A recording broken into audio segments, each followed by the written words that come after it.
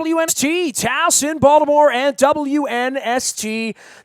It's been a spicy week around here at WNST. We've had a bunch of hockey, hanging out with head coach Barry Trotz out at Greenmount Station on Monday night, swabbing for the Bone Marrow Registry. And if you haven't caught it, you can catch it on our Facebook Live as well as our YouTube and out in the Bayou Toyota Audio Vault if you haven't heard it on the radio. But boy, oh boy, I mean, baseball all night long. We've got the Wizards doing their thing, obviously the Ravens in free agency, and then we ramp up for March Madness again, Suns, Maryland Terps. This guy is ramped up for all things Westwood One and the Big Ten Network, and he's doing things all weekend long watching basketball and opining. He's our pal from the Big Ten Network. You can follow his journey out on Twitter at BTN John Crispin. There's no H in that because he's up at all hours. He's BTN John Crispin, and boy, what a big week for the Big Ten, right? I mean, just kicked in the groin since, September, October, right? And you look up 3 teams in, and the ball is still spinning out in Chicago, right, John?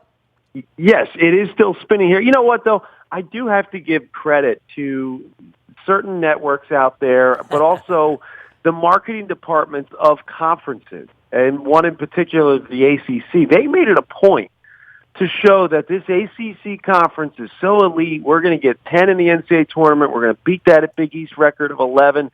They've made it a point to set out for that from day one. And I really got to give them credit. They really did market themselves as such. The problem is they really didn't have the teams that were that elite to actually follow through. Well, the Florida State thing, first off, we'll get to all of this, right? But from a Terps perspective, the notion that Xavier would do that and then Florida State would, lose by 25 points, I don't.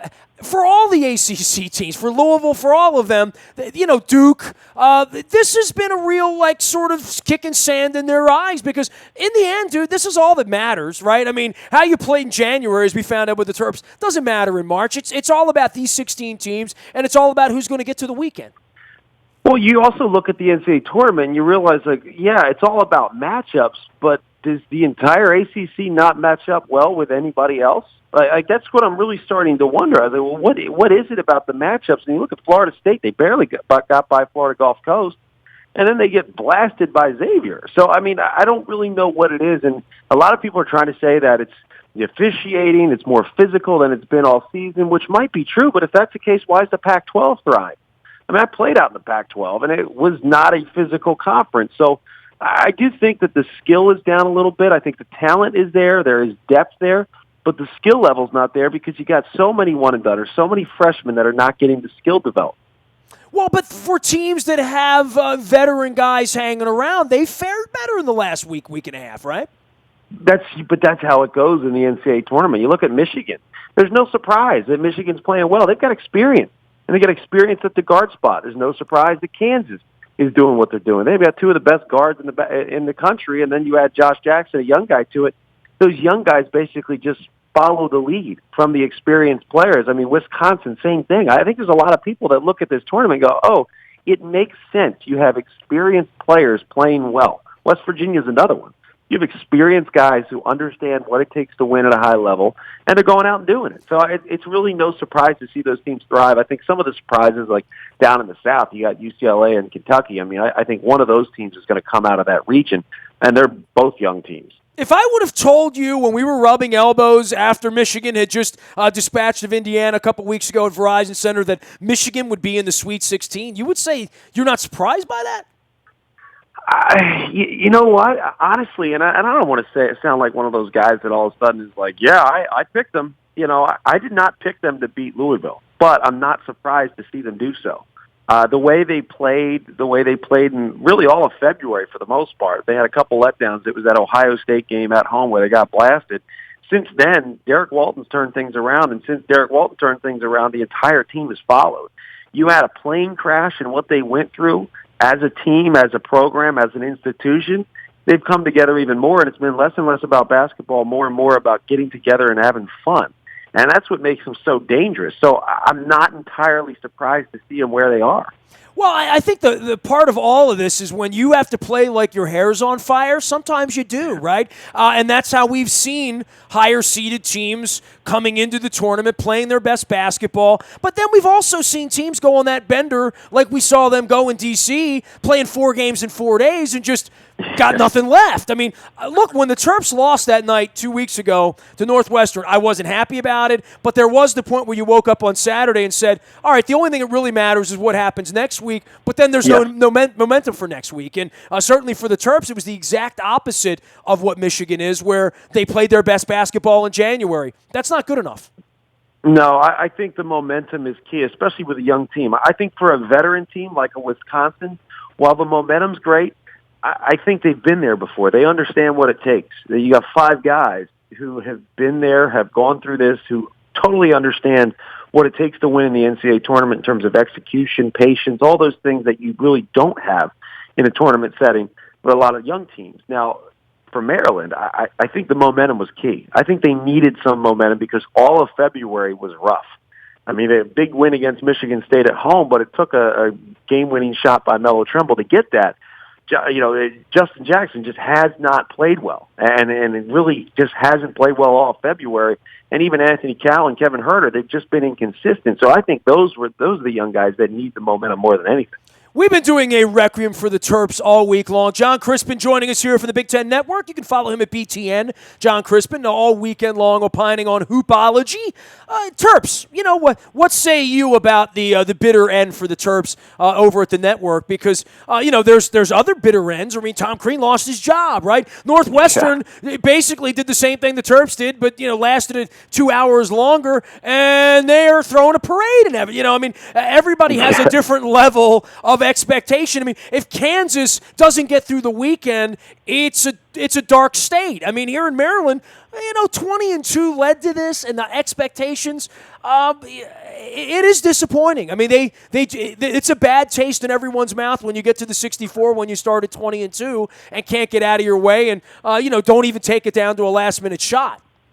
But you're right, though. It all comes down to the expectations. I mean, the expectations for Northwestern are now going to go up. So if Northwestern makes the NCAA tournament next year and they lose in the first round, people are going to be a little upset about it. I mean, that's just going to be how it is. And for Maryland, the expectations are always high.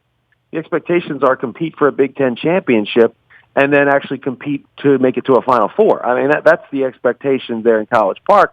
And Indiana, I mean, you understand the same thing. I mean, I was sorry to see Coach Tom Crean go. I mean, also you look at what he did last year, winning the Big Ten Coach of the Year and winning the conference regular season, and then a year later dealing with injuries, you get fired. It's just a reminder of how ruthless and also how difficult it is to live up to the expectations in certain markets. I would much rather keep things, if I'm Chris Collins, kind of on the let's just be happy if we get to the NCAA tournament. Kind of level of expectation, where all of a sudden, if people start thinking that we have to get a Sweet 16 or else the season's a failure, man, things are going to get difficult.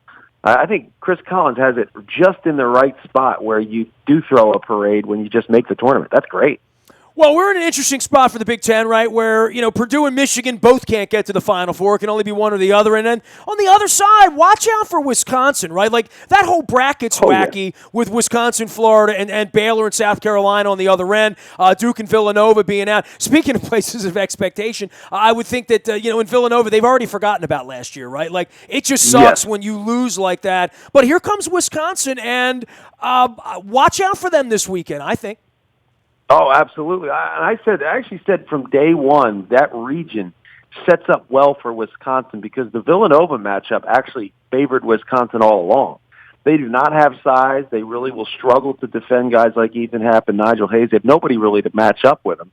So I really felt like that matchup actually favored Wisconsin. And then I thought it was going to be UVA. Well, it turns out it's going to be Florida. I think the matchup against Florida is even better because Florida's not going to be able to run against Wisconsin, and they need to be able to run to get out and score points the way they do. And defensively, they're not going to hold Wisconsin to 39 points. They may hold them to 60. The problem is Wisconsin may hold Florida to 55.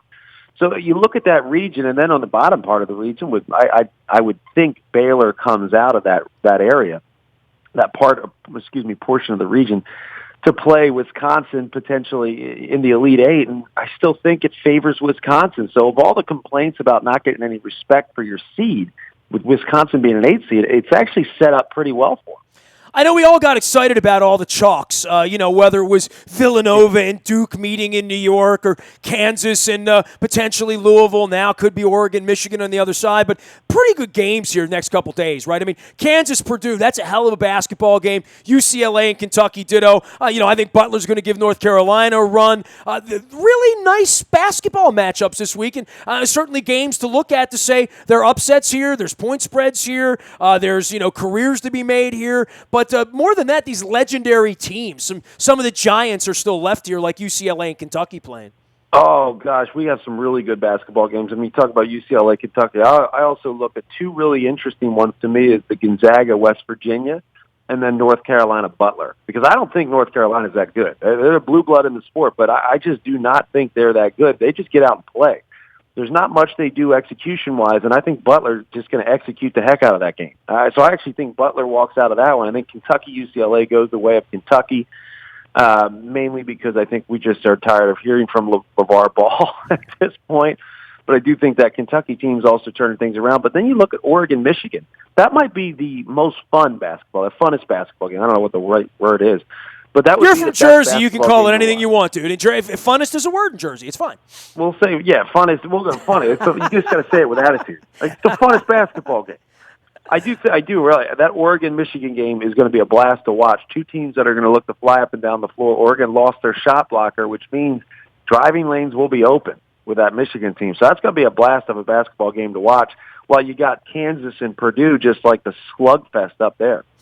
Nothing to not like Kansas at this point, right? I mean, the expectation, everything's on them based on the way they've played, based on the fact they're home all weekend. Hard to bet against them right now, I think, right? Yeah, it's really hard to bet against them. You look at the guard play with Frank Mason and Devontae Graham, but also you had Josh Jackson, who might be the best player in college basketball that no one's really talking about. I mean, he's really emerged as one of the best players in the country, and in my opinion, he should be one of the top 2 players taken in the draft. You add those guys together, and Josh Jackson doesn't just play the 3, also slides into that 4 spot, much like Vincent Edwards at Purdue does from time to time, and that just makes them a really tough team to match up against. I definitely think Kansas might be one of the favorites up there with Arizona at this point, but they're going to have to get through a Purdue team that can beat you in a variety of ways, whether it be inside or out. They've got great balance, and that's what makes you tough in the NCAA tournament. Yeah, you talk about top pick. Swanigan's going to have his argument to make this week, too. Oh, my gosh. I mean, the argument is should he be player of the year? And I think he should be player of the year, but I'm not sure he's a top 5 pick in the NBA.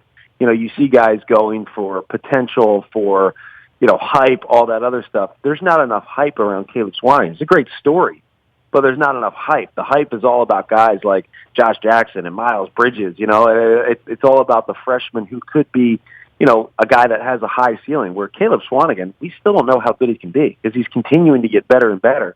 It's just that he's a big guy, and he's not a flashy player. So I think the argument for him is, let me just go be player of the year. And he can really solidify that by beating Kansas.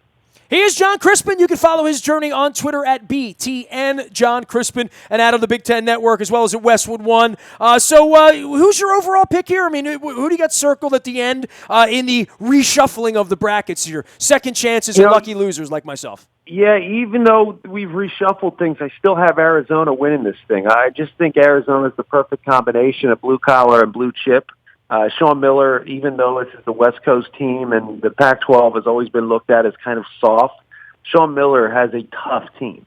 He's got a bunch of tough guys. He's got great balance. He's got big guys that can shoot. I mean, I just really like the team that he's got, but I also like how they play. They can defend when they need to. They're going to have to play a physical basketball game against Xavier, but I still think I look at that team and just say I think they've got everything it takes to win a national championship. John, settle in, man. You got 4 more days and then onward and upward to Arizona next weekend. I'm actually going to Arizona next week for the NFL owners meeting, so I'll be there for the early part of the madness of the Final Four weekend and catching some Cactus baseball as well as some NFL owners. Hey, by the time I leave, the Raiders might be in Vegas, so who knows, right? Yeah, you're right. You're right. I'm trying to figure it all out. Great running into you down in D.C. Keep up the great work. We'll be following you out on Twitter, and always appreciate the insights during the season. Thanks for coming on with us. Oh, my pleasure, Nestor. Talk soon. You got it, John Crispin from Big Ten Network, BTN. John Crispin, there's no H in the John. You can find him out on Twitter and follow him. Thousands do for the basketball knowledge that he'll drop on you. You can find us out in the Bahia Toyota Audio Vault 24 hours a day from anywhere in the world on your mobile device. Just download the TuneIn radio app. We do come in crystal clear from anywhere, including Auckland, New Zealand. I saw it myself. I'm going to test it in London in September as well as we take our WNST road trip there. Waiting on Green Bay, waiting on Nashville, maybe Oakland, maybe Vegas, certainly Minnesota. The schedule coming out in about 3 weeks. Send us email, get on the interest list, hit the road trips tab at WNST.net, and we can help you. Just throw me an email, nasty@WNST.net. Morning newspaper ships to your email inbox at 7 a.m. That's brought to you by Planet Fitness and PlanetFitness.com. And, of course, our last but never least, breaking news happens like a sneeze out on your WNST text service. You never know when you're going to get one. It's like sneezing. It's all brought to you by Coons Ford of Security Boulevard. And Dennis will be here on Thursday, hopefully not sneezing his way through 3 to 5, getting you ready for March Madness, getting you ready for the weekend. We're up on opening day. I've done a lot of caps this week. It's been a lot of fun around here, but certainly breaking news. Kamar Aiken headed off to Indianapolis. We got that on Tuesday morning if you were on the text service. All brought to you by Coons Ford of Security Boulevard. I'm Nestor. We are WNST.net, AM 1570, and WNST Towson, Baltimore, and we never stop talking Baltimore sports.